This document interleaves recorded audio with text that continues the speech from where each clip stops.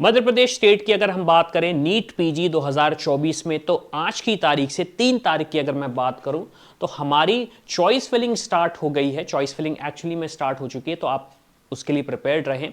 हमें वेट करना है अभी मेरिट लिस्ट का, जो कि है एक्सपेक्टेड 3 तारीख को ही आने का, और हमें भी ये भी वेट करना है कि वैकेंसी जो कि अभी एट प्रेजेंट जब वीडियो में बना रहा था तब तक नहीं आई, लेकिन इनके आने के पहले हम डिस्कस कर लेते हैं कि एग्जैक्टली राउंड 1 में जिस तरीके से कट ऑफ गया था उसमें क्या स्टेटस रहेगा राउंड 2 का, क्या हमारे पास कोई ऑप्शंस बचने वाले हैं या नहीं बचने वाले हैं। तो ये जो आर्टिकल, अगेन इस आर्टिकल की लिंक आपको डिस्क्रिप्शन में मिल जाएगी। तो आप देखेंगे जिस तरीके से कट ऑफ गया है, मैं सिंपल सा एग्जांपल लेता हूं एनेस्थीसियोलॉजी का। ओपन कैटेगरी की अगर हम बात कर रहे हैं, open category technically UR X OP. अब देखिए ये जो डिस्क्रिप्शन है इसको हमने इस तरीके से किया ताकि आपको आसानी से समझ में आ जाए। तो जैसे आप देखेंगे Amaltas institute of medical sciences Dewas की अगर हम बात करें तो क्लिनिकल ब्रांच ओपनिंग रैंक 1970 पे ओपन हुआ था, 1979 पे क्लोज हुआ। टोटल 2 ही सीट्स अलॉट हुई थी, मतलब 2 ही बच्चों ने अलॉटमेंट लिया है। उसके बाद असाइन हुई है, अलॉट हुई है सीट। एडमिशन लिया है नहीं लिया इसके लिए वैकेंसी चार्ट का हमें वेट करना पड़ेगा। फिर बुंदेलखंड मेडिकल कॉलेज की अगर हम बात करें, एक ही सीट अलॉट हुई, 671 पे ही ओपन हुआ, 671 पे ही क्लोज हुआ। तो इस तरीके से कट ऑफ को पूरा हमने डिस्क्राइब कर दिया है। तो आप अगेन इस आर्टिकल की लिंक पे जा सकते हैं, डिस्क्रिप्शन में आपको डिटेल्स मिल जाएंगे। यहाँ पे सारे कॉलेजेस का ब्रांच वाइज, कैटेगरी वाइज आपको ओपनिंग और क्लोजिंग रैंक मिल जाएगी, जिससे आप अपना फर्दर एनालिसिस कर सकते हैं।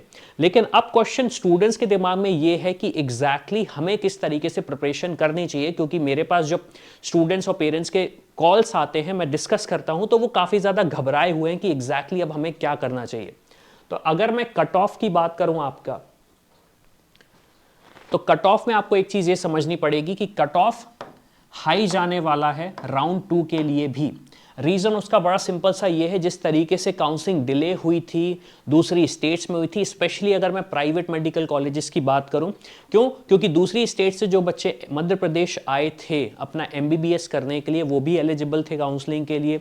जो स्टूडेंट्स मध्य प्रदेश के थे और दूसरी स्टेट्स में गए, तो वो स्टेट की भी काउंसलिंग कर रहे हैं, मध्य प्रदेश काउंसलिंग की भी तैयारी कर रहे हैं। और कुछ की काउंसलिंग डिले हुई, जैसे तेलंगाना की सिर्फ राउंड 1 हुआ है, या फिर अगर मैं बात करूं पंजाब के तीसरा राउंड चल रहा है अभी। तो उस सिचुएशन में सीट्स बहुत कम है, और आप देख सकते हो राउंड 1 में ही क्या सिचुएशन थी। राउंड 1 में भी आप देखें clinical branch, non clinical branch, exactly क्या कट ऑफ गया हुआ है। तो इससे एक चीज बहुत अच्छे से क्लियर हो जाती है कि कट ऑफ राउंड 2 का हाई जाने वाला है। क्या हमारे पास कोई ऑप्शंस बचेंगे, स्पेशली गवर्नमेंट की अगर मैं बात करूं, तो चांसेस मुझे थोड़े से कम लग रहे हैं। रीजन उसका बड़ा सिंपल सा ये है, स्टूडेंट्स इस साल रिस्क नहीं लेना चाहते, स्पेशली वो स्टूडेंट्स जो कि एक ड्रॉप अफोर्ड नहीं कर सकते हैं। अब इस सिचुएशन में आपके क्या क्वेश्चन है, हो सकता है कि अब आपको लग रहा हो कि मुझे अगर ब्रांच नहीं मिलती है, मुझे मेरा फेवरेट कॉलेज नहीं मिलता है, तो मैं क्या करूंगा, क्या मुझे ड्रॉप लेना चाहिए या फिर मेरे पास कोई ऑल्टरनेटिव ऑप्शन है।